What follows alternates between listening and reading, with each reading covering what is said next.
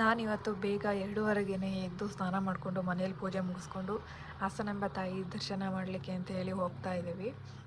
ನಾವು ಮನೆಯಿಂದ ಹೊರಟಾಗ 3:45 ಆಗಿತ್ತು. ಸೊ ನಾವಿಲ್ಲಿ ಹಾಸನ್ನು ರೀಚ್ ಆಗಲಿಕ್ಕೆ ಒಂದು 3/4 ಗಂಟೆ 1 ಅವರ್ ಬೇಕಾಗತ್ತೆ ನಮ್ಮ ಮನೆಯಿಂದ. ಮಾರ್ನಿಂಗ್ ಬೇಗ ಹೋದರೆ ಬೇಗ ನಾವು ಕಾರ್ ಪಾರ್ಕಿಂಗ್ ಮಾಡಿ ಲೈನಲ್ಲಿ ನಿಂತಾಗ 5 ಗಂಟೆ ಆಗಿತ್ತು. ಸೊ ಕ್ಯೂ ಬಂದು ಆ ಒಂದು ಇದೇನು ಹಾಕಿರ್ತಾರೆ, ಒಂದು 5 ಕಿಲೋಮೀಟ್ರ್ ಇದೆ ಅಂತ ಹೇಳಿದ್ರು. ಸೊ ಹಾಗಾಗಿ ನಿಂತ್ಕೊಂಡ್ವಿ.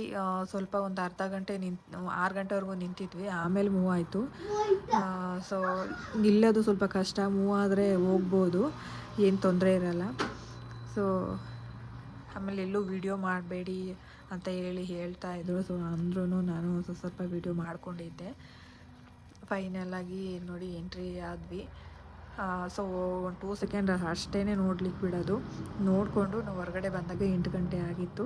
ಸೊ ತುಂಬ ಖುಷಿ